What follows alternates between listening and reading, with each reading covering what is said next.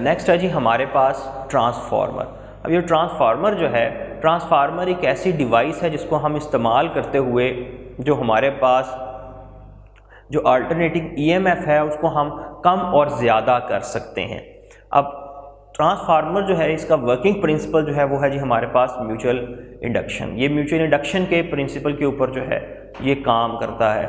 अब किस तरह से काम करता है जी हमारे पास कि जी अगर आप जो है एक कॉइल, हमारे पास दो कॉइल हैं, एक हमारे पास प्राइमरी कॉइल है और वो जो कॉइल है वो इलेक्ट्रिकली तो उसका सेकेंडरी कॉइल के साथ कोई लिंक नहीं है, लेकिन जो है वो हम एक कोर यूज़ करते हैं जिसके थ्रू जो है ये दोनों कॉइल्स आपस में लिंक्ड हैं। अब प्राइमरी कॉइल में तब्दील होने वाला वोल्टेज और करंट जो है वो सेकेंडरी कॉइल के अंदर जो है वो वोल्टेज जनरेट करेगा।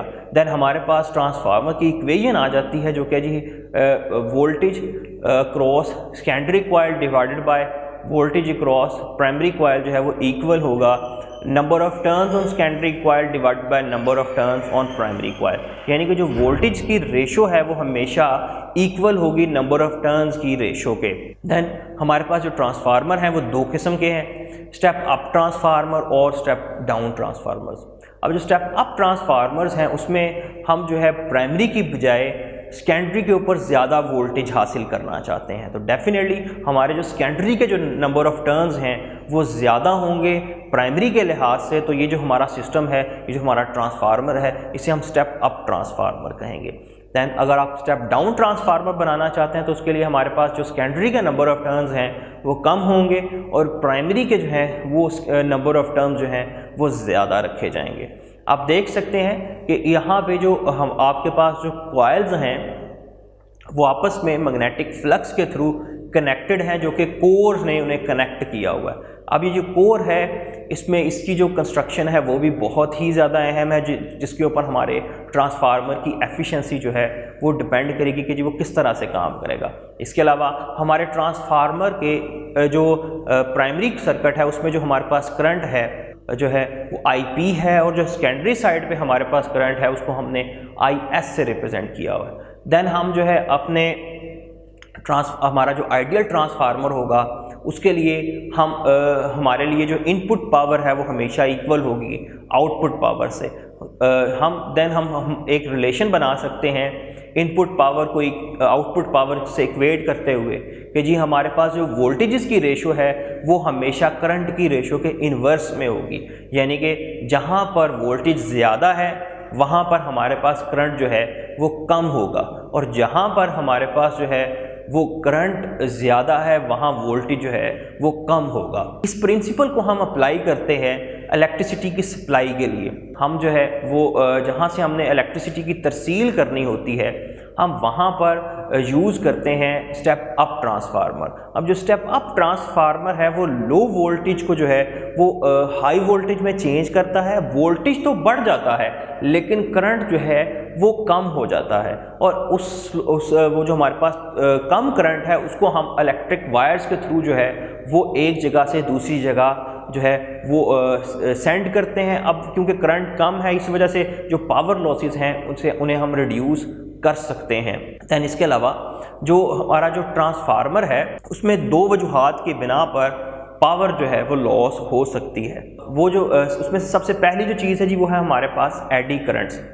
एडी करंट जो है ये इन जनरल जो है फ्लक्स में चेंज की वजह से जो हमारे पास कोर मटेरियल है उसमें करंट जनरेट हो जाता है और ये जो कोर मटेरियल के अंदर करंट जनरेट होता है ये कोर मटेरियल को हीट अप कर देता है, उसके गर्म होने की वजह बनता है जिससे पावर जो है वो लॉस हो सकती है।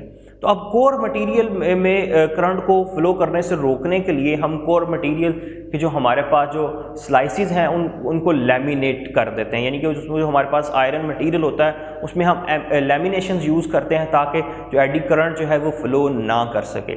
इसके अलावा जो दूसरे हमारे पास लॉस की वजह है वो है जी हमारे पास हिस्टैरिसीस लॉस। अब ये हिस्टैरिसीस लॉस जो क्या है कि जी आपने प्राइमरी कॉइल को सेकेंडरी कॉइल के साथ मैग्नेटिकली लिंक करना है। यानी कि जो आपका कोर मटेरियल है वो एक अच्छा मैग्नेटाइजेशन मटेरियल होना चाहिए जो कि जिसमें हम प्रेफर करते हैं सॉफ्ट आयरन को। और लॉ इसमें हिस्टैरिसीस लॉस ये है कि जब आप उसको मैग्नेटाइज करेंगे तो कुछ एनर्जी जो है हमारी वो तो जस्ट मैग्नेटाइजेशन के लिए यूज़ हो जाएगी, दैन कुछ एनर्जी जो है वो डीमैग्नेटाइजेशन के लिए यूज़ होगी। तो इसका ये मतलब है कि ट्रांसफार्मर की वर्किंग के दौरान मैग्नेटाइजेशन और डीमैग्नेटाइजेशन में बहुत सी एनर्जी जो है वो लॉस हो सकती है।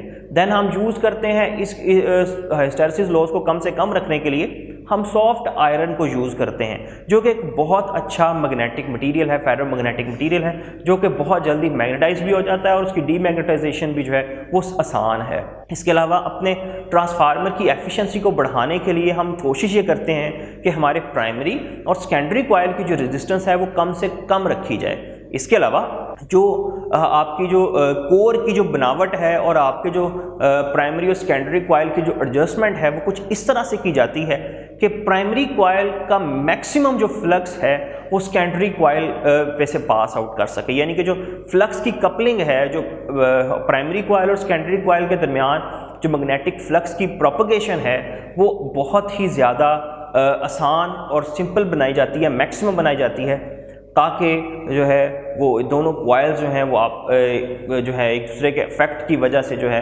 प्राइमरी से सेकेंडरी तक जो है वो करंट जो है वो ट्रांसफ़र हो सके। कुछ एमसीक्यूज देख लेते हैं जी ट्रांसफार्मर से रिलेटेड कि जी है जी there are 200 and 400 number of turns in the secondary and primary coil of transformer. Transformer में एक हमारे पास जो है वो नंबर ऑफ टर्न्स गिवन है जी 200 और 400 हमारे पास सेकेंडरी और प्राइमरी कॉइल के जो है वो नंबर ऑफ टर्न्स हैं। और इफ़ आप 50 volt DC is connected across its primary coil then what will be the value of the voltage across secondary coil. Again आपसे पूछा गया जी अगर आप 50 वोल्ट अप्लाई करते हैं प्राइमरी पे तो सेकेंडरी पे आपके पास कितना वोल्टेज होगा। लेकिन अहम जो चीज़ है वो इसमें ये है कि ये जो 50 वोल्ट आप प्राइमरी पे अप्लाई कर रहे हैं ये कौन सा वोल्टेज है, ये हमारे पास डीसी वोल्टेज है, जबकि ट्रांसफार्मर जो है वो डीसी पे काम नहीं करता। तो इन जनरल उसकी आउटपुट जो है वो 0 वोल्ट होगी। विदाउट कैलकुलेशन आपने सिर्फ और सिर्फ आपको जो है वो डॉज करने के लिए इस किस्म की चीज़ें जो हैं एक 3 से 4 लाइनों का एमसीक्यूज बना दिया गया है, जबकि इसका जो आंसर है वो बहुत ही ज़्यादा सिंपल है। सिर्फ और सिर्फ आपने इस चीज़ की एहतियात करनी है कि जो आपकी जो वैल्यूज़ आपको गिवन है वो आपकी जो स्टेटमेंट है उसके अकॉर्डिंगली, आपका जो प्रॉब्लम है, आपका जो सिस्टम है उसके अकॉर्डिंगली है कि नहीं। जैसे कि यहाँ पे डीसी वोल्टेज के ऊपर ट्रांसफार्मर काम नहीं करता, देन हमारे पास जो आंसर है वो डेफिनेटली 0 वोल्ट होगा विदाउट एनी कैलकुलेशन। हमारा ट्रांसफार्मर सिर्फ और सिर्फ एसी पे काम करता है, एसी के लिए काम करता है। देन जी नेक्स्ट है जी हमारे पास in step up transformer the current across secondary would B.